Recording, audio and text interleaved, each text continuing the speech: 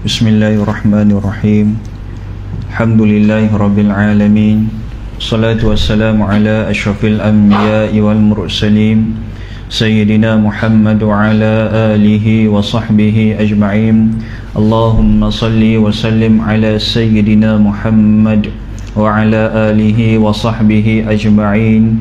Rabbi shrah li sadri wa yassir li amri wahlul 'uqdatan min lisani yafqahu qawli. Saddid lisani wahdi qalbi bihaqqi jaddina Rasulillah sallallahu alaihi wasallam. Rabbi yassir wa la tu'assir wa tammim bil khair ya karim. Amma ba'd. Pengerusi majlis yang saya hormati, Tuan Imam, Tuan Bilal, barisan ahli jawatan kuasa surau, dan seluruh muslimin muslimat yang dirahmati Allah Subhanahu wa taala. Ini kali pertama lah saya datang ke surau silaturahim. Nama surau silaturahim. Kena silaturahim lah kita insya-Allah di prinsip 11. Biasa dah selalu datang lah ke Putrajaya ni, ke beberapa tempat, cuma dekat sinilah tak pernah. insya-Allah Allah ketemukan kita pada malam hari ini insya-Allah. Qala Nabi sallallahu alaihi wasallam, ya'ti 'alan nasi zamanu ma yubali rajulun min aina asabal mala min halalin wal haramin, atau kama qala, hadis yang diriwayatkan oleh Nasa'i. Qala Nabi sallallahu alaihi wasallam, satu hari Nabi ceritakan kepada Abu Hurairah, wahai Abu Hurairah, kalian akan sampai pada satu zaman, kata Nabi. Apa dia zaman tu? Ma yubali rajulun, akan ada satu kumpulan manusia, min aina, mereka tidak tahu datang daripada mana, asabal ma, dia tidak tahu datang daripada mana hasil pendapatan dia. Dia tidak tahu datang daripada mana hasil pendapatan dia, halal war haram. Apakah maksud dia? Maksud dia akan sampai pada satu zaman manusia tidak lagi menghiraukan pendapatan dia itu datang daripada mana. Tidak kisahlah pendapatan itu datang daripada halal ataupun haram, apa jenis pekerjaan, apa jenis perbuatan, meskipun perbuatan itu mendatangkan uang, maka manusia itu akan menjalankan kerja itu. Kata Nabi, akan sampai pada satu zaman, itulah zaman yang disebut oleh Nabi sallallahu alaihi wasallam. Lalu kalau kita tengok, adakah ini zaman dia? Saya boleh katakan kita sedang melalui inilah zaman dia. Yang mana kalau kita tengok di media sosial, bukan semua media sosial, kalau orang buat live, contoh dekat YouTube dan sebagainya, kalau dekat YouTube, kalau orang buka YouTube, akan ada satu iklan. Iklan itu akan datangkan duit kepada seorang YouTube. Tapi YouTube itu boleh disekat untuk kita tak mau iklan judi, iklan arak dan sebagainya. Tetapi iklan itulah yang banyak mendatangkan uang. Berapa ramai manusia yang tidak tutup iklan itu? Berapa ramai manusia pada hari ini semata-mata nakkan uang, sanggup melakukan perkara-perkara yang dimurkai oleh Allah Subhanahu wa taala. Tidak kisahlah perkara itu halal ataupun haram, asalkan boleh menampung kehidupan dia, dia akan lakukan. Sebab dalam satu hadis Nabi sallallahu alaihi wasallam, hadis yang diriwayatkan oleh Abu Hurairah, lam yutali ma'ishah illa bisakhatillah, kata Nabi, atau kama qala, akan sampai satu zaman, kata Nabi, manusia susah untuk mencari uang.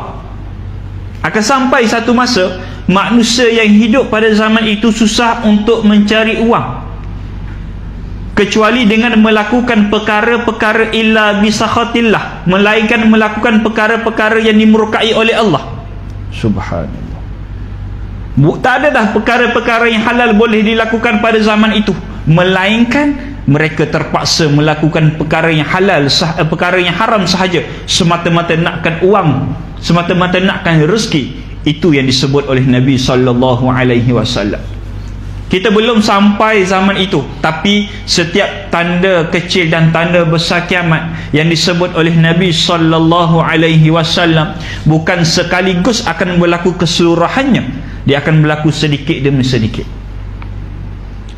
Contoh, Di antara satu hadis Nabi sallallahu alaihi wasallam, Nabi menyebut akan sampai pada satu zaman kemuncak kemurkaan Allah. Seluruh manusia yang hidup di atas muka bumi ketika itu tidak ada orang yang solat, tak ada orang yang sujud kepada Allah, tidak ada orang azan kepada Allah. Kalau fikir logik, iya ke ustaz? Tak logik lah. Masjid punya banyak, surau punya banyak, ustaz punya banyak, takkanlah tak ada orang yang sujud kepada Allah. Tetapi kata Nabi, akan sampai pada satu zaman tidak ada orang yang sujud kepada Allah di atas muka bumi ketika itu. Di manakah manusia? Adakah manusia tidak ada? Kata para ulama, manusia ada ketika itu. Yang ada ketika itu mereka-mereka yang tidak beriman kepada Allah Subhanahu wa ta'ala. Di manakah orang beriman?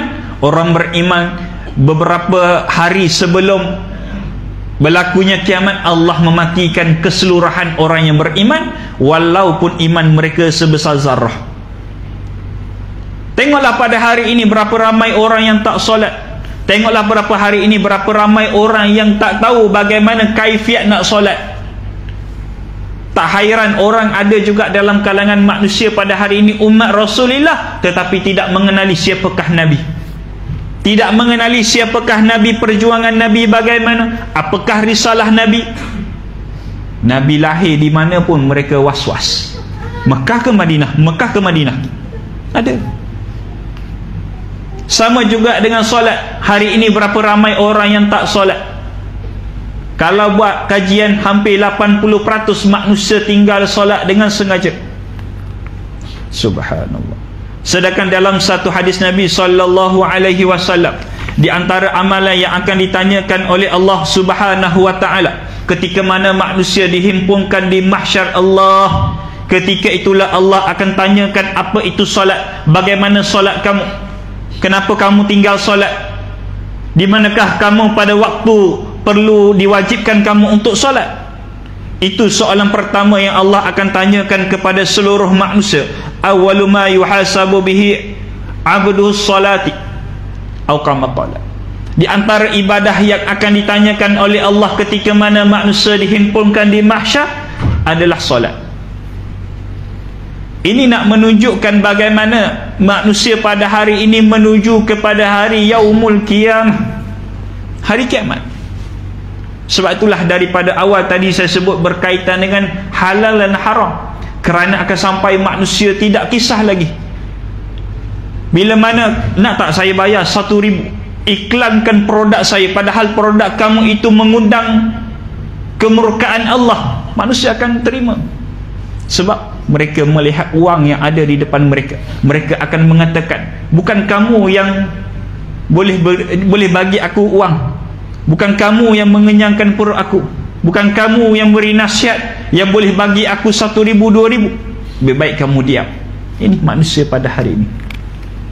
Sebab itulah kita tengok bila mana makin hari makin dekat dengan tanda-tanda yang disebut oleh baginda Nabi sallallahu alaihi wasallam, maka daripada situlah saya bukukan satu naskah buku yang bertajuk Timeline Akhir Zaman.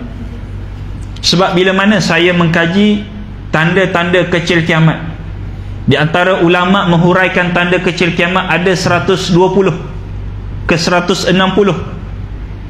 Sampaikan bila mana ada ulama kira tanda kecil kiamat ni jumlahnya sampai 200 orang kira.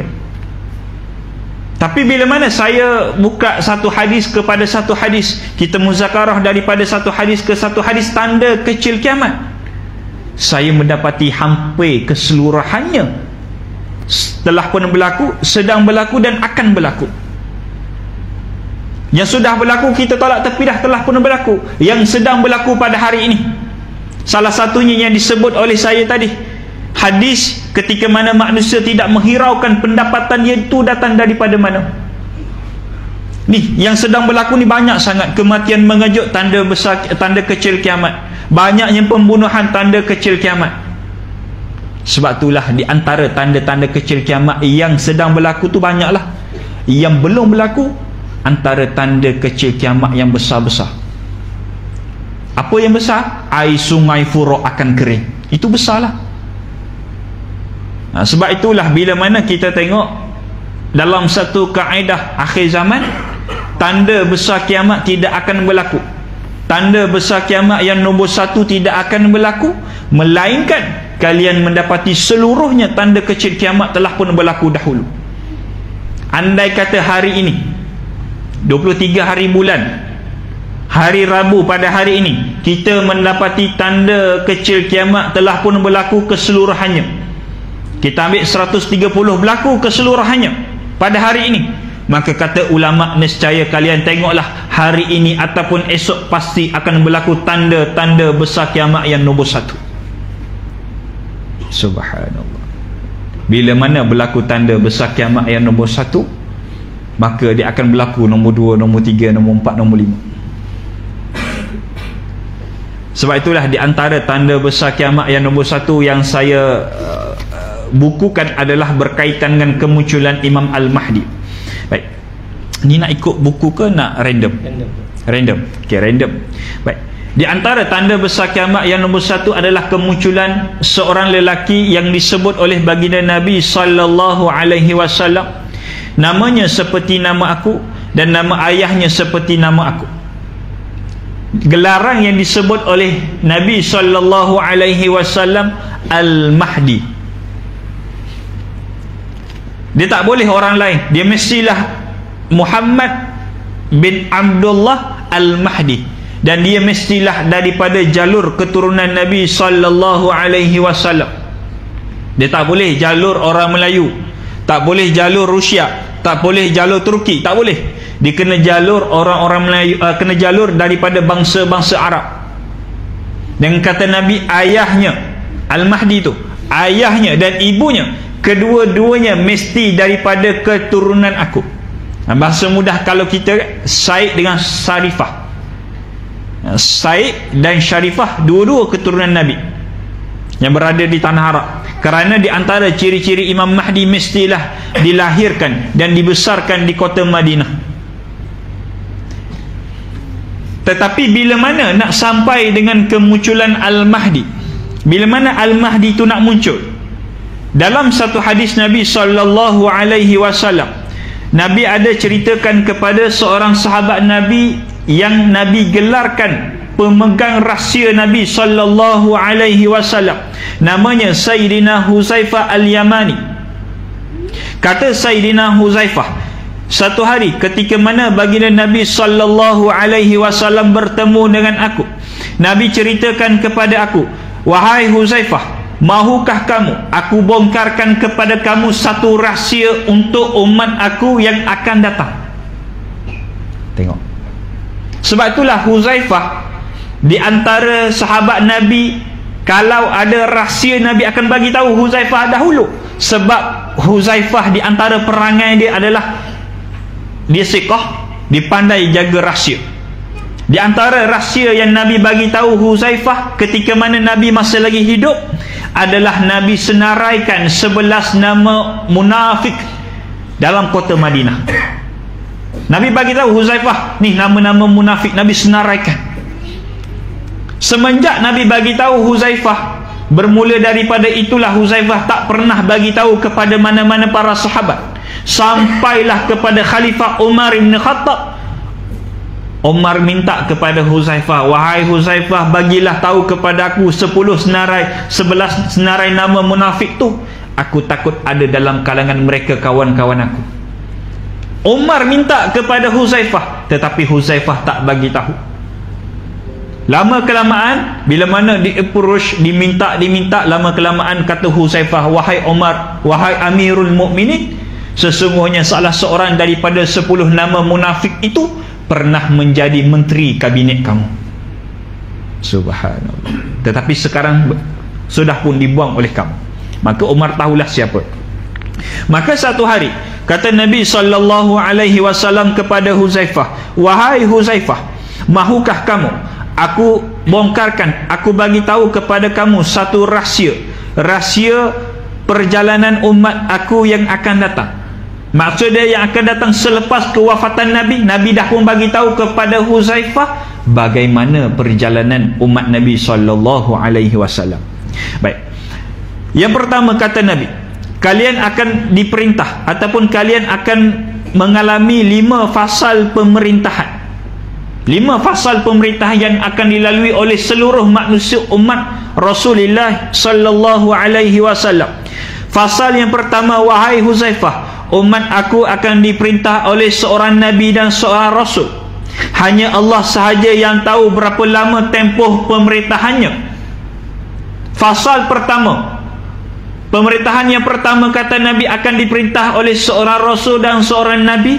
Hanya Allah sahaja yang tahu berapa lama tempoh pemerintahannya. Itu siapa? Nabi sallallahu alaihi wasallam. Itu berbalik kepada zaman Nabi sallallahu alaihi wasallam. Ya, betul lah, sebab Nabi tak tahu berapa lama Nabi memerintah. Nabi tidak tahu berapa banyak lagi Nabi membawa kemenangan kepada Islam. Nabi tak tahu. Tetapi kata Nabi, ketika mana selesai pada zaman pemerintahan aku, ketika mana selesai zaman pemerintahan aku, maka naiklah fasal yang kedua, yang aku gelarkan pemerintahan Khulafa Ar-Rashidin, yang mana Khulafa Ar-Rashidin itu dipilih oleh majlis syura para ulama dalam kalangan para sahabat. Maka bila mana kita tengok fasal yang kedua disebut oleh Nabi, bila mana selesai fasal pertama, naik fasal kedua, Khulafa Ar-Rashidin, mereka dipilih oleh majlis syura para ulama dalam kalangan para sahabat. Kerana sahabat Nabi ni bukan semua ulama. Sahabat Nabi ni bukan semua orang yang menghafal hadis. Ada sahabat Nabi yang tak pernah meriwayatkan hadis langsung. Ada. Bahkan ada sahabat Nabi yang tak menghafal Quran walaupun satu ayat. Kerana sahabat Nabi ni pelbagai lah, macam kita lah. Ada yang pandai itu, pandai ini, mahir dalam kalangan itu, mahir itu. Begitulah para sahabat Nabi sallallahu alaihi wasallam. Tetapi mereka ada satu persamaan dalam seluruh para sahabat. Mereka ada satu persamaan, iaitu cinta kepada baginda Nabi sallallahu alaihi wasallam. Maka bila mana kita tengok Khulafa Ar-Rashidin, buka kitab sirah, bermula daripada Abu Bakar As-Siddiq, pergi kepada Umar Ibn Khattab, pergi kepada Uthman, dan pergi kepada Sayyidina Ali radhiyallahu ta'ala anhu. Maka bila mana Sayyidina Ali wafat, maka berlakulah konflik kepada umat Islam ketika itu. Berlakulah peperangan demi peperangan. Kita balik kepada hadis Nabi. Nabi kata, bila mana selesai zaman pemerintahan kenabian, kalian akan masuk zaman pemerintahan Khulafa Ar-Rashidin. Hanya Allah sahaja yang tahu berapa lama tempoh pemerintahan itu. Maka wahai Huzaifah, kata Nabi, andai kata Khulafa Ar-Rashidin itu sudah pun selesai, maka kalian akan masuk pada zaman ataupun pemerintahan yang ketiga, fasal yang ketiga, yang digelarkan oleh Nabi sallallahu alaihi wasallam, Mulkan Adhan. Mulkan Adhan ini adalah pemerintahan Islam, tetapi mereka menggunakan sistem monarki. Monarki ini adalah seorang ayah, bila mana ayah itu meninggal, maka dilantiklah anaknya menjadi raja. Bila mana anaknya meninggal, dilantiklah anaknya, cucunya dan sebagainya. Sebab itulah bila mana hari kewafatan Nabi sallallahu alaihi wasallam, puak-puak Ansar mereka berbincang untuk melantik siapakah pengganti selepas Nabi sallallahu alaihi wasallam. Maka datanglah puak-puak Muhajirin. Mereka memberi cadangan. Di antara cadangan yang diberikan oleh para sahabat adalah dilantik pemerintahan itu dalam kalangan keturunan Nabi sallallahu alaihi wasallam. Maknanya masing-masing Ansar memberi 2 cadangan, Muhajirin memberi 2 cadangan. Bila mana masing-masing nak bagi cadangan, ketika itulah ada satu cadangan dalam kalangan sahabat Nabi. Kenapa tidak kita menggunakan sistem monarki? Apa dia sistem monarki? Lantik ahli keluarga Nabi menjadi pemimpin. Terpulanglah kepada mereka nak lantik siapa. Kita serahkan kepada mereka nak lantik siapa, kerana mereka ahlul bait, keturunan Nabi sallallahu alaihi wasallam. Kalaulah perkara itu berlaku, maka dilantiklah Sayyidina Ali. Bila mana Sayyidina Ali wafat, maka pilihlah Hasan ataupun Husain. Itu terpulang. Tetapi akhir sekali setuju para ulama ketika itu dalam kalangan para sahabat untuk melantik Sayyidina Abu Bakar. maka terbuktilah hadis Nabi yang mana kata Nabi akan dipilih dalam majlis syura para ulama, para sahabat. Maka bila mana Saidina Ali sudah pun wafat, ketika itulah berlakunya konflik di antara umat Islam. Maka ketika itulah naiknya zaman Muawiyah. Muawiyah memerintah. Lepas Muawiyah memerintah, bila mana selesai pemerintahan Muawiyah, mereka menggunakan sistem monarki. Selesai zaman pemerintahan Muawiyah, maka naiklah kepada zaman pemerintahan Bani Abbasiyah. Bani Abbasiyah pun menggunakan sistem monarki, yang mana pada zaman Abbasiyah jutaan para ulama lahir pada zaman itu, pada zaman Abbasiyah. Maka bila mana jatuhnya pemerintahan Abbasiyah yang bertempat di Iraq selama 100 tahun, maka naiklah seorang pemerintah, zaman pemerintahan yang digelarkan zaman Utsmaniyah di Turki. Mereka semua orang Islam. Raja yang memerintah ketika itu orang Islam, khalifah yang memerintah ketika itu orang Islam, tetapi mereka menggunakan sistem monarki. Maka kita bila mana selesai zaman Utsmaniyah, bila mana Utsmaniyah jatuh, tidak ada lagi sistem khalifah ketika itu, sampailah pada hari ini. Maka bila mana kita tengok hadis Nabi yang ke fasal yang ketiga, fasal pertama sistem kenabian, fasal yang kedua sistem khulafa ar-rasyidin, sistem yang ketiga, fasal yang ketiga mulkan adhan, iaitu sistem monarki, orang Islam yang memerintah, orang Islam yang memimpin. Maka bila mana kata Nabi selesai mulkan adhan, maka kata Nabi kalian akan melihat naiklah fasal yang keempat, akan diperintah oleh seorang pemerintah yang Nabi gelarkan mulkan Jabriyah. Apa itu? Mulkan Jabriyah ini adalah seorang pemerintah ketika mana mereka dilantik, mereka tidak mengamalkan apa yang diajarkan oleh Islam. Pemimpin yang dilantik adalah pemimpin yang zalim, sehinggakan mereka melakukan satu aturan-aturan yang zalim, sehinggakan yang menyebabkan seluruh rakyatnya menjadi keadaan yang tidak aman. Ini zaman dia.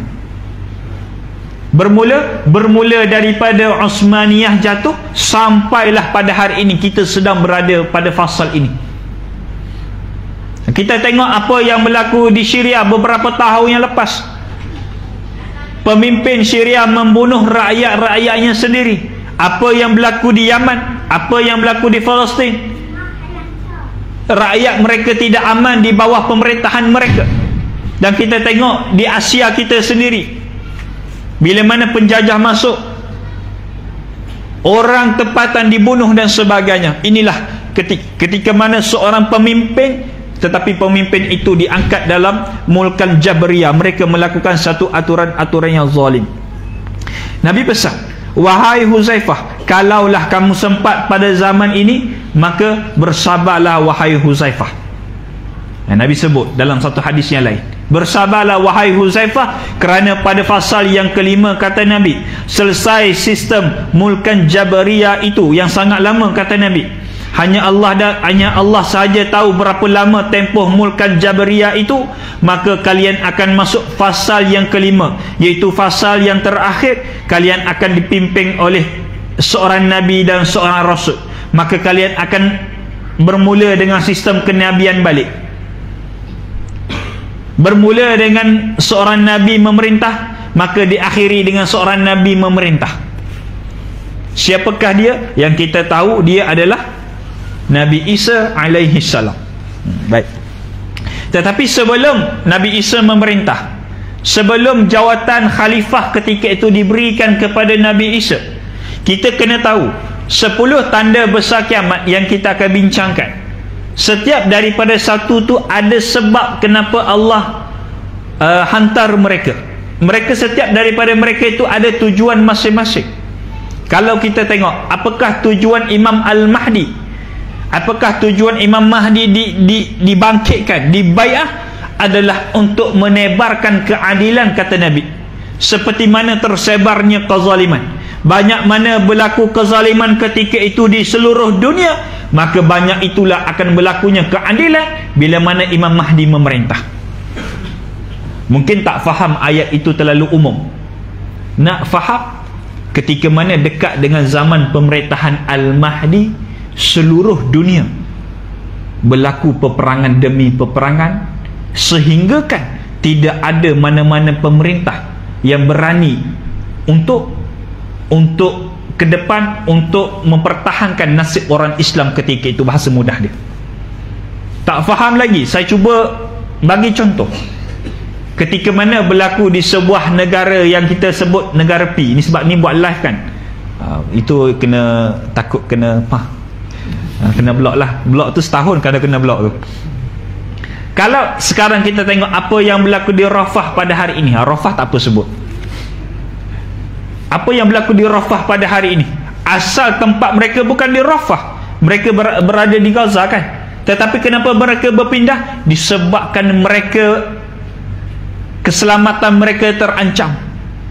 Mereka melalui satu peperangan demi peperangan, mereka menyaksikan bagaimana suami mereka meninggal, suami mereka syahid, anak-anak mereka syahid, isteri mereka syahid, ibu ayah mereka syahid, yang menyebabkan mereka terpaksa berpindah daripada satu negara ke satu negeri ke satu negeri, sampailah di Rafah. Di Rafah pun Mesir tak mampu nak buka sepadan.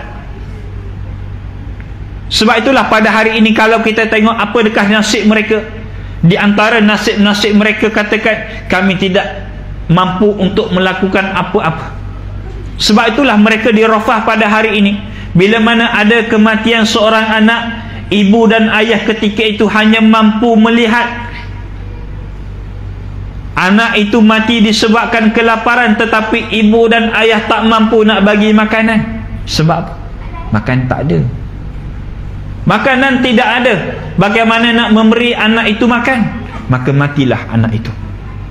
Maka ibu dan ayah hanya mampu nak melihat anak itu mati disebabkan kelaparan. Sebab itulah hari ini mereka-mereka yang duduk di situ, mereka menantikan di manakah seorang pemimpin yang mengatakan kamu seorang pemimpin yang hebat, di manakah kamu ketika mana kami sedang memerlukan bantuan? Di manakah mana-mana kerajaan Islam yang mengatakan kamu memiliki satu kerajaan yang besar, hebat, tentera yang hebat? Di manakah kamu ketika mana kami sedang dizalimi pada hari ini? Itu ucapan mereka. Sebab itulah bila mana mereka dalam keadaan terdesak, mereka menantikan seorang penyelamat, betul tak? Itulah akan berlaku ketika mana dekat dengan kemunculan Al-Mahdi. Seluruh dunia mengalami peperangan.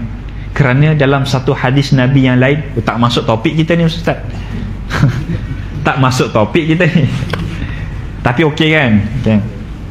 Kerana dalam satu hadis Nabi yang lain, hadis yang famous, hadis yang ulama namakan, hadis itu dinamakan fitnatul ahlas, Sarra dan Duhaimah. Fitnah itu sangat lama kata Nabi. Fitnah ahlas, apakah itu ahlas? Sahabat tanya kepada Nabi, ya Rasulullah, apakah itu ahlas? Maka Nabi sebut ahlas itu adalah harbun wa harbun, peperangan demi peperangan. Daripada peperangan itulah kata Nabi, manusia akan mendapati banyak yang kematian. Dan nombor dua, hasil daripada peperangan itu, bila mana banyak kematian dalam keluarga, maka yang nombor dua, mereka akan kehilangan harta benda. Sama tak yang sedang berlaku di Rafah pada hari ini? Mereka lari kerana berlaku peperangan, mereka lari menyelamatkan diri kerana mereka menyaksikan kematian, mereka lari meninggalkan harta benda mereka di rumah. Subhanallah. Itulah yang akan berlaku bila mana dekat kemunculan Al-Mahdi. Sebab itulah dekat dengan kemunculan Al-Mahdi, seluruh dunia menantikan di manakah sang penyelamat untuk kami. Sebab itulah kata ulama, bila mana dekat sangat kemunculan Al-Mahdi, kalian akan mendapati sangat ramai orang yang mengaku sebagai Al-Mahdi. Tak perlu dekat dengan Al-Mahdi muncul, hari ini pun berapa ramai mengaku Al-Mahdi. Baru-baru ni, bukan baru-baru ni lah, bulan 11, bulan 10 baru ni, dekat sangat dengan daerah tuan-tuan semua, dekat Seremban, ada seorang lelaki mengaku sebagai Al-Mahdi, orang Jawa. Subhanallah. Tapi dah ditangkap. Tapi tak apalah, dia mengaku sebagai Al-Mahdi. Yang hairannya saya, ada juga orang Melayu kita yang percaya. Maka tak mustahilah bagaimana seorang yang digelarkan sebagai Ayah P, yang dikatakan air daripada kaki Ayah P itu adalah air yang mustajab, ada pengikut. Dan dikatakan ada beberapa pengikut yang nak naikkan balik, yang nak mulakan balik ajaran Ayah P. Sebab itulah kenapa mereka ini nak mengaku sebagai Al-Mahdi. Kena kaji. Kenapa bila mana dekat dengan kemunculan Al-Mahdi, ramai orang nak mengaku sebagai Al-Mahdi. Di antara sebab yang disebut oleh guru kami adalah ketika itu, bila mana kalian bayangkan seluruh dunia menantikan seorang sang penyelamat. Bila mana penyelamat itu muncul, apakah reaksi seluruh manusia? Dia akan dapat populariti, dia akan dapat kemasyhuran, bahkan dia akan dapat jawatan. Kerana jawatan Al-Mahdi, dia akan menjadi khalifah Islam ketika itu. Bila mana Al-Mahdi muncul, seluruh negara Islam, seluruh persatuan Islam, seluruh NGO Islam, meskipun hari ini mereka berbeza fahaman, meskipun hari ini mereka berbeza ideologi, tetapi mereka nak membawa kepada redha Allah. Ketika itulah seluruh dunia Islam, mereka akan bernaung di bawah Al-Mahdi. Ini dekat. Sebab itulah bila mana kemunculan Al-Mahdi, ketika itu seluruh dunia mengalami kekacauan, kecuali dua tempat, Mekah dan Madinah. Bila mana cukup umur 30 hingga 40 tahun, Allah ilhamkan dalam hati Al-Mahdi untuk pergi menuju ke Mekah untuk menunaikan ibadah haji. Ni saya tak baca khilaf para ulama', baca khilaf para ulama' 2 jam. Okay. Bila mana pergi menunaikan ibadah haji, maka kata para ulama' pada tahun yang sama juga Allah ilhamkan dalam hati para ulama' ketika itu untuk pergi ke Mekah menunaikan ibadah haji juga. Macam kita lah ada perasaan untuk menunaikan ibadah haji, maka pergilah para ulama' dalam keadaan tidak pernah terbayang akan bertemu dengan Al-Mahdi, tidak pernah terbayang akan terserempak dengan Al-Mahdi. Maka bila mana mereka sampai ke bumi Makkah, maka bertemulah seorang ulama', 2 ulama', 3 ulama' terserempak dengan pemuda Al-Mahdi. Maka berlakulah sesi musyawarah dalam kalangan para ulama'. Berbincanglah mereka, masing-masing mengeluarkan pandangan. Baru sebentar tadi kami bertemu dengan seorang lelaki yang disebut oleh Nabi. Masing-masing mengeluarkan pandangan. Maka ketika itulah sepakat para ulama' mengatakan, maka pada hari ini sudah pun tepat masanya, sudah pun sampai masanya Al-Mahdi muncul. Maka lelaki tadi adalah Al-Mahdi. Maka bila mana di approach, ketika itulah Al-Mahdi, bila mana di approach oleh sekumpulan para ulama', dia menafikan kenyataan, dia menafikan dakwaan itu. Dia mengatakan aku adalah manusia biasa, ibu dan ayah aku manusia biasa. Kenapa dia menafikan? Kerana Al-Mahdi ini bila mana dia muncul, bila mana dia keluar, maka dialah orang yang paling dekat dengan Allah, dialah orang yang paling alim, dan dialah orang yang paling soleh. Sebab itulah ketika itulah Al-Mahdi menolak jawatan itu, kerana dia tidak pernah terbayang yang dia akan memegang satu jawatan sebesar itu. Maka bila mana Al-Mahdi menolak, maka dia balik ke kampung asal di bumi Madinah. Ringkas cerita, bila mana sampai di bumi Madinah, ketika itulah Al-Mahdi mendapati rupa-rupanya peperangan yang sedang berlaku di seluruh dunia ketika itu sudah pun mula nak masuk ke kota Madinah, sudah pun mula nak masuk ke kampungnya. Ketika itulah Al-Mahdi tidak aman tinggal di bumi Madinah, maka dia bawa diri pergi ke bumi Makkah, bertemu dengan balik para ulama'. Maka disitulah dia akan dibai'ah. Maka disitulah dia akan bai'ah. Maka di antara tanda yang paling besar Al-Mahdi itu adalah Al-Mahdi yang original, disebut oleh Nabi sallallahu alaihi wasallam. Di antara tanda yang paling besar menandakan orang itu adalah Al-Mahdi yang betul-betul Al-Mahdi, ketika mana hari dibai'ahnya Al-Mahdi itu, maka kalian akan mendapati akan keluar satu kumpulan. Hari ini kalaulah orang nak kumpulkan seramai 300 orang baik berbai'ah kepada dia, senang ke mudah? Senang. Ayah Pen berapa ribu pengikutnya, Imam Mahdi palsu pada hari ini berapa ramai pengikutnya, maka senang nak kumpulkan sejumlah manusia berbai'ah kepadanya di bumi Makkah. Tetapi kalau perkara itu berlaku, bagaimana kita nak tahu Al-Mahdi yang betul ataupun palsu? Maka disitulah kata Nabi SAW, ketika mana di hari Al-Mahdi dibai'ah, ketika itulah kata Nabi akan keluar satu kumpulan yang Nabi gelarkan Jais As-Sufyani. Jais As-Sufyani bahasa Melayunya adalah tentera-tentera bersenjata, yang aku gelarkan kumpulan itu As-Sufyani. Jangan google lah, memang tak ada. Saya dah google, tak ada. Mungkin mereka tukar nama mereka. Tetapi di hari Al-Mahdi dibai'ah, maka kata Nabi akan keluar tentera-tentera itu daripada arah Syam. Syam tu di mana? Palestin, Syria, Lebanon, Iraq. Itu arah Syam. Akan keluar mereka daripada arah Syam. Mereka lengkap dengan bersenjata. Tujuan mereka pergi ke bumi Mekah adalah untuk menghancurkan kota Mekah. Dan yang nombor dua adalah untuk membunuh Al-Mahdi itu sendiri. Kerana peperangan sudah pun berlaku seluruh dunia. So target mereka bumi Mekah.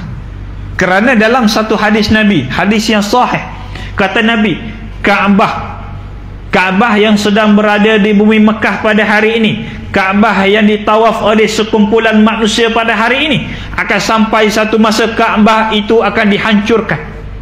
Yang menghancurkan Kaabah itu, kata Nabi, mereka daripada Habsyah, mereka yang berkulit hitam. Bahkan kata Nabi, aku melihat bagaimana tentera-tentera itu menghancurkan satu demi satu batu-batu daripada Kaabah. Kaabah akan hancur. Itu perkara yang akan berlaku bila? Itu dekat sangat dengan kiamat. Itu panjang lagi lah. Nak habis sampai ke tu mungkin 2 hari. Tak balik kita hari ni. Maka akhir sekali, bila mana Jais As-Sufyani telah pun keluar, maka mereka akan bergerak daripada Syam menuju ke bumi Mekah. Bila mana mereka sampai ke satu tempat yang disebut oleh Nabi Al-Baidah. Nanti boleh google Al-Baidah, boleh google, insya-Allah ada.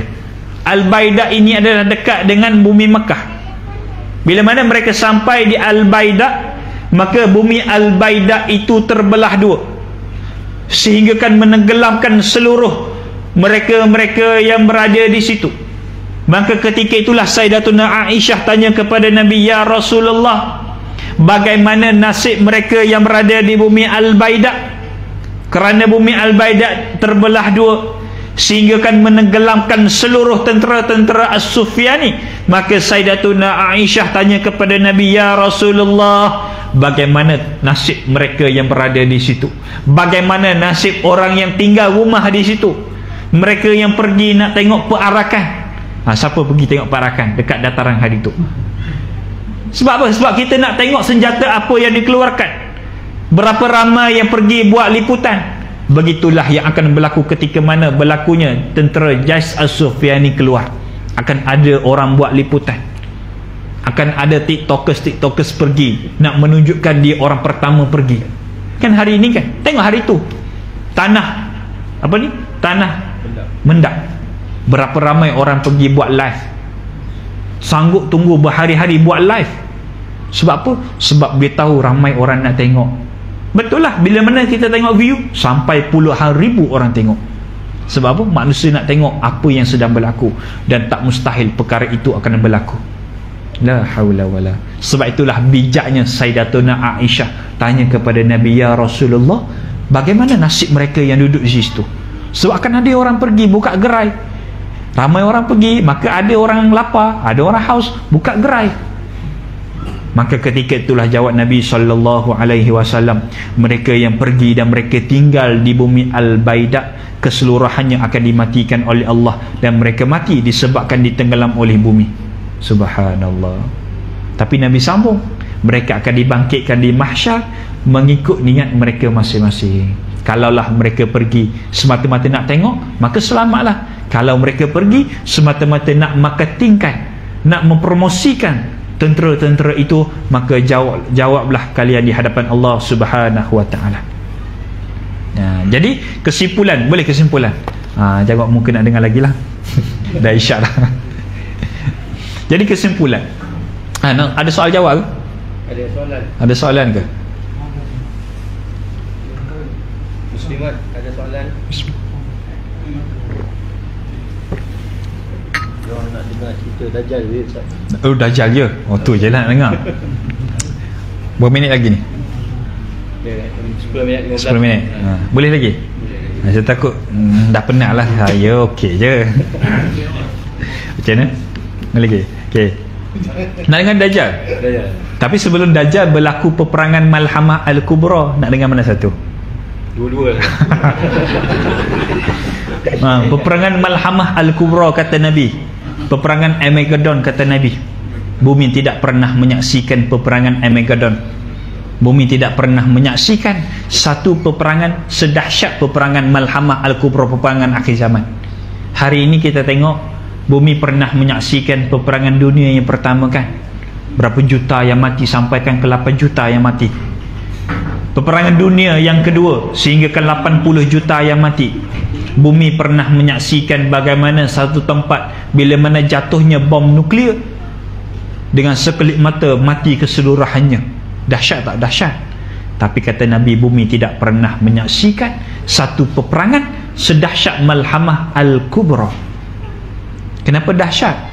Kerana ketika itu tentera-tentera Islam tidak pernah menyangka, dan ataupun umat Islam ketika itu tidak tahu berapa jumlah musuh yang berada di depan mereka. Kerana ketika itu musuh bersatu di bawah satu panji. Kata Nabi, bila mana dikira satu persatu, kerana setiap daripada mereka membawa panji masing-masing. Setiap daripada mereka membawa panji masing-masing. Bila mana dikira panji itu keseluruhannya ada 80 buah panji, menandakan 80 buah bendera, menandakan 80 negara. Semata-mata nak menjatuhkan Islam ketika itu. Sebab apa? Bila mana Imam Mahdi naik, Imam Mahdi memerintah, ketika itulah semua orang berasa aman di bawah pemerintahan Al-Mahdi. Orang Islam berasa aman. Bahkan orang bukan Islam masuk agama Islam. Kenapa? Sebab dia menyaksikan dan dia merasai bagaimana adilnya pemerintahan Al-Mahdi. Sebab itulah umat Islam, orang yang bukan Islam tak suka, mereka tak suka dengan kebangkitan Islam, mereka menyerang. Maka daripada situ dah tercetusnya peperangan Malhamah Al-Kubra. Maka selesai peperangan Malhamah Al-Kubra. Peperangan Malhamah Al-Kubra nak buat 1 jam 30 minit. Masuk kepada Dajjal. Okay, kita ikut apa yang pihak pengajuan nak. Dajjal. Dajjal 10 minit boleh? Boleh. Sebab Dajjal sebetulnya 1 jam 30 minit insya-Allah. Dajjal ini adalah seorang okey, kan tadi saya sebut setiap tanda besar kiamat itu bila mana dia keluar ada sebabnya, ada tujuan dia. Macam Imam Mahdi ada tujuan dia. Apa tujuan Imam Mahdi? Untuk memberi keadilan kepada manusia, untuk memberi keamanan kepada manusia. Apakah tujuan Dajjal? Dajjal diciptakan dan Dajjal keluar ketika itu semata-mata untuk mengkufurkan umat Nabi sallallahu alaihi wasallam, dan Dajjal tujuan dia adalah untuk memperamaikan umat Nabi dalam api neraka. Itu tujuan Dajjal. Apakah tujuan Nabi Isa diturunkan? Untuk membunuh Dajjal. Apakah tujuan Ya'juj wal Ma'juj diciptakan? Semata-mata untuk melakukan satu kemusnahan kepada bumi. Sebab itulah kalau kita belajar ilmu akhir zaman, bila mana Ya'juj wal Ma'juj keluar, mereka akan tersebar di seluruh permukaan bumi. Kerana bangsa Ya'juj wal Ma'juj ini beranak pinak sangat cepat. Dia apa ni panggil? Persenyawaan dia sangat laju. Sebab itulah dia beranak pinak dengan sangat cepat. Dan di antara keganasannya, bila mana dia membunuh seluruh orang Islam, membunuh seluruh manusia yang bukan Islam, ketika itulah ketua kepada Ya'juj wal Ma'juj memberi satu cadangan, kita sudah pun membunuh manusia yang tinggal di muka bumi, jom kita membunuh penduduk-penduduk yang berada di langit Allah. Tengok sebab apa? Sebab dia mendapati seluruh permukaan bumi sudah pun dimatikan olehnya, sudah pun dibunuh olehnya. Yang tinggal orang Islam berada dengan Nabi Isa di Bukit Tursaina. Jadi sebelum itu berlaku akan keluar seorang lelaki, yang mana lelaki, kalau tanya saya pada hari ini, Dajjal sudah pun keluar? Ya, Dajjal sudah pun keluar. Apa yang sedang dilakukan oleh Dajjal, saya boleh jawab. Bukan saya ada WhatsApp dia, tak ada. Tak ada WhatsApp group pun tak ada. Tapi saya tahu apa yang sedang dilakukan oleh Dajjal pada hari ini. Di antara hadis yang diceritakan oleh seorang sahabat Nabi, Tamim Ad-Dari, ketika mana dia tersesat di sebuah lautan, dia bertemu dengan seorang lelaki, yang mana kata Tamim Ad-Dari, tengok kata-katanya, kata Tamim Ad-Dari, ya Rasulullah, aku bertemu dengan seorang lelaki, tubuhnya sangat besar, dan lelaki itu tidak boleh bergerak. Ciri nombor 2, kerana apa? Kerana badan lelaki itu diikat dengan satu rantai besi yang sangat besar, sehingga kan dia tidak boleh bergerak walaupun seinci. Yang boleh bergerak hanyalah mulut, mata, hidung dan telinga, itu sahaja. Apakah ciri pertama? Lelaki itu bertubuh besar. Sebab itulah ada ulama yang kaji, Dajjal ini hidup pada zaman bila? Di antara kajian para ulama, boleh jadi Dajjal ini sudah pun ada semenjak Nabi Nuh alaihi salam. Kerana apa? Kerana ma min nabiyyin illa wa hadzara ummata 'anid dajjal. Tidak ada seorang nabi dan tidak ada seorang rasul melainkan nabi dan rasul itu akan memberi peringatan kepada umat masing-masing bahayanya fitnah dajjal.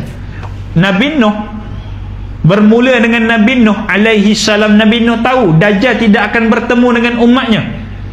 Nabi Saleh alaihi salam tahu dajjal tidak akan bertemu dengan umatnya. Bahkan Nabi Ibrahim pun tahu dajjal tidak akan bertemu dengan umatnya. Tetapi disebabkan fitnah dajjal ini tidak pernah Allah utuskan kepada mana-mana bangsa. Allah tidak pernah mengutuskan mana-mana kaum satu ujian seberat ujian dajjal. Maknanya semenjak Allah jadikan Adam alaihi salam sampailah manusia pada hari ini, Allah tak pernah datangkan satu ujian seberat ujian dajjal. Sebab itulah di antara ketakutan Nabi adalah bila mana umatnya bertemu dengan dajjal. Sebab itulah satu hari Nabi bagi tahu kepada Umar Ibn Khattab, wahai Umar, kalaulah Allah ketemukan aku dengan dajjal, maka akulah wahai Umar yang akan membunuh dajjal. Dan kamu wahai Umar, kata Nabi, kamu melihat anak kecil yang sedang bermain? Naam ya Rasulullah, aku melihat anak kecil yang sedang bermain. Wahai Umar, kalaulah budak kecil itu adalah dajjal, nescaya kamu tidak akan mampu membunuhnya. Atau kama qala. Bayangkan Umar Ibn Khattab, bila mana dia naik kuda perang, kakinya sampai ke tanah. Umar Ibn Khattab, bila mana dia naik kuda yang perang, kuda untuk berperang tu, kakinya sampai ke tanah. Bayangkan betapa besarnya Saidina Umar. Subhanallah. Umar tak mampu nak membunuh dajjal. Sebab itulah orang yang mampu membunuh dajjal adalah Nabi Isa alaihi salam. Walaupun Imam Mahdi berjaya memenangi peperangan Malhamah Al-Kubra, bayangkan Imam Mahdi itu kuat, boleh benang dalam peperangan Malhamah Al-Kubra, tetapi bila mana Imam Mahdi bertemu dengan dajjal, Imam Mahdi tak mampu. Sebab apa? Sebab di antara ujian yang dajjal akan bagi tahu kepada manusia, kita tahulah 3 tahun sebelum keluarnya dajjal, Allah uji manusia. 3 tahun sebelum keluarnya dajjal, maknanya 3 tahun itu adanya Imam Mahdi. Kerana pada fasal Imam Mahdi memerintah, seluruh orang Islam ada makanan yang cukup, ada minuman yang cukup. Seluruh orang Islam sangatlah gembira dengan pemerintahan Al-Mahdi. Tetapi 3 tahun sebelum keluarnya dajjal, Allah mengarahkan bumi dan langit, supaya didatangkan kemarau, yang menyebabkan berlakulah kemarau berpanjangan selama 3 tahun. 3 tahun berlaku kemarau, 3 tahun tanaman susah nak tumbuh. Kemuncak kepada kemarau itu pada tahun yang ketiga, kata Nabi, Langit tidak akan menurunkan hujan walaupun setitis. 3 tahun, 1 tahun tu tak ada hujan walaupun setitis. Doalah banyak mana, solatlah minta hujan banyak mana, takkan turun. Kerana Nabi janji ni, perkataan Nabi janji akan sampai pada zaman umat aku akan mengalami satu kelaparan yang sangat dahsyat. Nabi sebut kelaparannya sangat dahsyat. Sebab itulah bila mana berlaku kemarau, hujan tak turun langsung tahun yang ketiga, dan Nabi sebut tanaman tidak tumbuh langsung pada tahun yang ketiga. Tanam sawit tak tumbuh, padi tak tumbuh, buah-buahan tak tumbuh. Apa berlaku kepada binatang? Binatang akan kurus. Makanan tidak ada, kita akan sembelih binatang, kan? Pertenak ke 100 ekor dia akan sembelih kerana kelaparan. Dan kemuncak kepada hari keluarnya Dajjal pada tahun yang keempat, kata Nabi, kalian akan mendapati satu bumi ini tidak ada makanan, satu bumi tidak ada minuman. Saya faham daripada hadis Nabi ni, tidak ada makanan langsung satu bumi. Haiwan tak ada langsung lah kot, kan? Subhanallah. Sebab itulah kata guru kami, boleh jadi sebelum dekat sangat keluarnya Dajjal, seorang jiran akan membunuh jirannya, seorang adik akan membunuh abangnya, seorang ayah boleh jadi membunuh adik-beradiknya, semata-mata kalaulah di rumah jirannya ada sekeping roti, maka dia akan ambil sekeping roti itu untuk diberikan kepada anaknya yang sedang kelaparan. Sekeping roti, kata guru kami dekat Mesir dulu, sekeping roti lagi mahal daripada RM1,000. Sekeping roti pada zaman itu lagi mahal daripada 1 juta. Sebab apa? Duit banyak, makanan tidak ada. Sebab itulah pada hari Dajjal keluar, Dajjal tahu seluruh dunia memerlukan makanan, seluruh dunia memerlukan minuman. Sebab itulah ucapan pertama Dajjal bila mana dia keluar daripada Asfahan dan Khurasan, dua-dua daripada kawasan Iraq, ucapan pertama Dajjal, sebab Dajjal seorang yang bijak, dia tahu apakah keperluan manusia. Ucapan pertama Dajjal, wahai manusia, siapakah di antara kamu yang nakkan makanan dan nakkan minuman? Maka ramailah yang pergi kepada Dajjal. Kerana ketika itu bila mana Dajjal keluar, dia tidak ada lagi kecatatan padanya, tidak ada cacat. Matanya 2 lagi, hidungnya 1 lagi, mulutnya 1 lagi, sempurna macam manusia. Sebab itulah orang beriman pergi, orang tidak beriman pun pergi kepada Dajjal nakkan makanan dan nakkan minuman. Bila mana ucapan pertama Dajjal, alastu bi rabbikum, bila mana Dajjal menunjukkan keseluruhan manusia yang berhimpun di depannya, seluruh negara pergi kepada Dajjal, seluruh manusia tertumpu kepada Dajjal, semata-mata nakkan makanan, nakkan minuman. Maka mereka pergilah bertemu dengan Dajjal. Bila mana Dajjal mengarahkan langit supaya menurunkan hujan, Dajjal memberi isyarat kepada tanah supaya dikeluarkan makanan. Ketika itulah ucapan pertama Dajjal, alastu bi rabbikum. Ketika itulah kata para ulama, bila mana Dajjal memberi ucapan alastu bi rabbikum, ketika itulah Allah membutakan sebelah matanya, dan mata yang buta itu terjuntai keluar, seperti mana kita tengok sebiji anggur yang terjuntai keluar. Begitulah hodohnya mata Dajjal. Sebab itulah penting belajar ilmu tauhid, ilmu mengenal siapakah Allah, bagaimana mukhalafah Allah. Allah tidak sama dengan manusia, Allah bersifat dengan sifat kesempurnaan. Bagaimana Dajjal itu Tuhan, sedangkan pada diri Dajjal itu dipenuhi sifat-sifat kekurangan, buta, kekurangan. Dajjal sama dengan makhluk, Dajjal sama dengan manusia. Sedangkan kalau kita belajar ilmu tauhid, mukhalafah Allah, Allah tidak sama dengan manusia.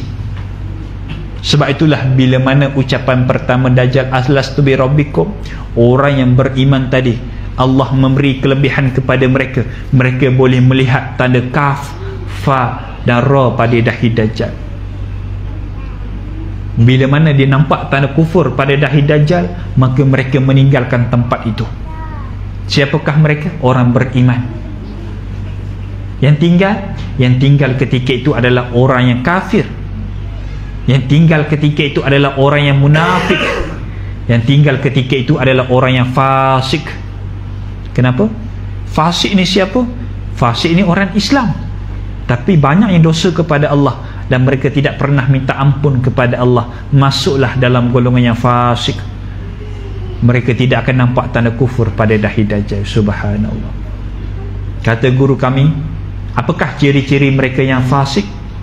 Guru kami memberi contoh yang sangat mudah. Main futsal tak tutup aurat, fasik lah. Tinggal solat satu kali dengan sengaja, fasik lah. Selagi mana tidak minta ampun kepada Allah, selagi itulah masuk dalam golongan yang fasik. Mereka tidak akan nampak tanda kufur pada dahi Dajjal. Maka baliklah orang yang beriman. Bila mana orang beriman balik, heboh dalam grup WhatsApp, jom kita berzikir kepada Allah, kerana ini janji Nabi. Orang beriman bila mana dia berzikir kepada Allah, Allah bagi kenyang, kan? Seluruh orang beriman berzikir kepada Allah, kenyanglah mereka. Seperti mana kenyangnya kita makan nasi kandar pada hari ini, begitulah kenyangnya. Cuma rasa tak ada lah kot. Tapi orang fasik, bila mana mereka berzikir tak kenyang-kenyang. Kerana kekurangan orang fasik, mereka tidak akan nampak tanda kufur. Dan kekurangan orang fasik, mereka tidak akan kenyang bila mana berzikir kepada Allah. Sebab itulah selalu contoh yang saya bagi, kalaulah si suami itu seorang yang taat kepada Allah, kalaulah si suami itu seorang yang beribadah kepada Allah, menjalankan jawatannya sebagai seorang suami dan seorang hamba Allah, maka suami itu masuk dalam golongan yang beriman.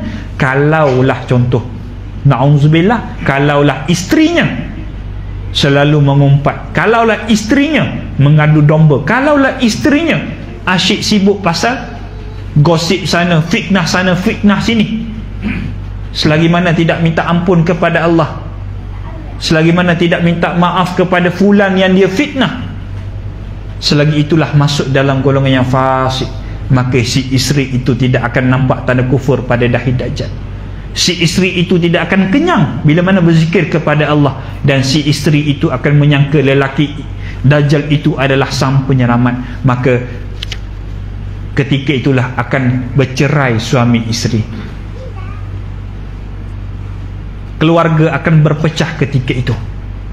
Kalau dalam ahli keluarga kita ada yang tak solat dengan sengaja, ada yang tak tutup aurat, berpecah. Kerana kata para ulama, pada zaman Dajjal hanya ada dua kumpulan sahaja. Kumpulan pertama, orang betul-betul beriman kepada Allah, zikir kenyang, ada dosa terus minta ampun. Kumpulan kedua, mereka yang fasik, kumpulan kedua, mereka beriman kepada Dajjal. Siapa? Orang kafir, orang munafik, dan orang fasik. Dan kumpulan yang beriman kepada Dajjal ini, kata Nabi, panggilan mereka kepada Dajjal adalah Tuhan. Subhanallah. Sekali manusia beriman kepada Dajjal, selama-lamanya lah mereka akan mati dalam kufur kepada Allah. Kalaulah ada dalam keluarga kita, na'udzubillah, dapat makanan daripada Dajjal kerana banyak dosa tapi tak minta ampun kepada Allah, bila mana Dajjal mati, maka arahan daripada Nabi Isa alaihi salam, bila mana Nabi Isa membunuh Dajjal, arahan kedua Nabi Isa kata, bunuhlah seluruh pengikut Dajjal.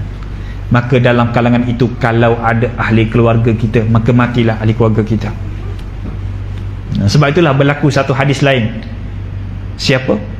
Ada kumpulan kafir menyorok di belakang pokok batu, dan pokok batu itu akan bercakap, wahai mukmin, di belakang aku ini adalah orang kafir, datanglah bunuh mereka. Itu akan berlaku bila mana Dajjal sudah pun mati. Jadi ala kulli hal, okay, dah lah tu. Boleh, insyaAllah. Kalau kita yang mati awal sebelum tanda-tanda air besar kiamat ni, adakah kita yang dah mati ni akan merasai juga ahli zaman tiupan sangkakala? Kita tak mati. Tiupan sangkakala ke Dajjal? Dajjal dunia sehingga ke penama. Kita tak mati, kita tak akan rasa dan kita tak akan lalui. Kita tak akan rasa dan kita tak akan lalui. Sebab itulah boleh kita doa kepada Allah supaya Allah tak ketemukan kita dengan Dajjal. Kita doa kepada Allah supaya Allah tak sampaikan kita dan keluarga kita dengan fitnah Dajjal. Boleh, tak ada masalah. Okay? Ada lagi soalan? Tak ada. Tak ada, kesimpulan lah. Jadi kesimpulan kita pada malam hari ini, kita bincang pada awal tadi. Daripada awal tadi saya bawa kepada tuan dan puan semua bagaimana tanda kecil kiamat. Saya sebut berkaitan dengan halal dan haram. Saya sebut berkaitan dengan tanda kecil kiamat. Saya sebut berkaitan dengan 5 fasa kerajaan. Saya sebut berkaitan dengan fitnah ahlas, akan berlaku peperangan. Saya sebut lagi bagaimana ciri-ciri Dajjal dan ciri-ciri Imam Al-Mahdi. Maka kesemua itu akan berlaku. Cuma bila wallahu a'lam. Jadi apa sekarang yang perlu kita buat? Ikutlah para ulama, bersamalah dengan para ulama. Ramai orang tanya saya pada hari ini, Ustaz, nak ikut ulama mana? Ramai sangat ulama mana nak ikut? Ustaz, ramai sangat ustaz mana nak ikut? Maka jawapan mudah saya, ikutlah para mufti. Ikutlah para mufti. Ikutlah mufti negeri masing-masing. Ikutlah mufti negeri masing-masing. Tak cukup dengan itu, ikutlah mufti yang lain, yang mana mufti yang lain itu bersama dengan mufti kita. Kerana tidak bersatu ataupun tidak berkumpul umat Nabi sallallahu alaihi wasallam, melainkan umat Nabi tidak berkumpulnya umat Nabi ke arah kemaksiatan, tidak berkumpulnya umat Nabi ke arah melakukan dosa kepada Allah, melainkan bila mana umat Nabi berkumpul semata-mata untuk mendapatkan redha Allah. Maknanya bila mana orang tanya apa nak buat sekarang, ikutlah para ulama, ikutlah para mufti. Tengok mufti kita, apa yang mufti kita buat, maka sokonglah mufti kita buat. Tengoklah mufti lain pun sokong, maka ikutlah para mufti. Bahasa mudahnya, ikutlah kumpulan ulama yang majoriti, jangan ikut kumpulan ulama yang minoriti. Sebab bila mana berkumpulnya ulama dalam satu kumpulan, maka disitulah akan ada insya-Allah kebenaran.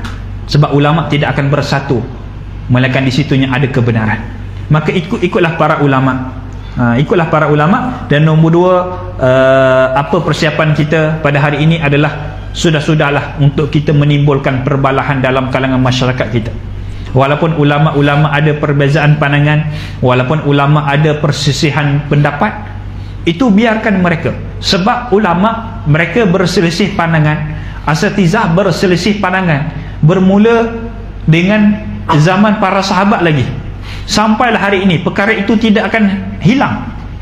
Bahkan di zaman Imam Asy-Syafi'i pun ada perselisihan pandangan para ulama. Yang menjadi isunya bila mana anak murid yang lebih daripada gurunya, bila mana orang awam lebih daripada ulama.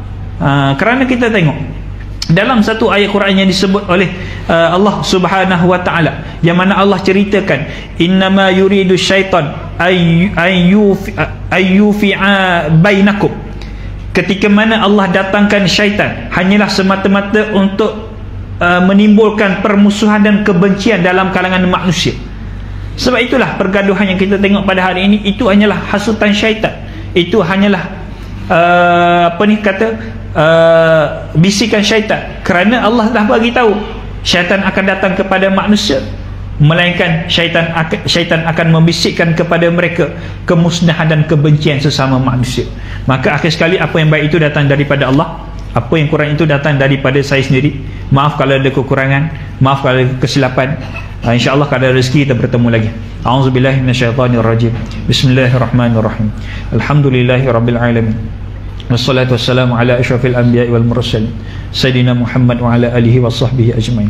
Allahumma inna as'aluka ilman nafi'a, wahai Allah, berikan kepada kami ilmu yang manfaat, wahai Allah, wa rizqan thayyibah, wahai Allah, berikan kami rezeki-rezekinya halal, wa amalan mutaqabbala, wahai Allah, terimalah segala amal kami, wahai Allah.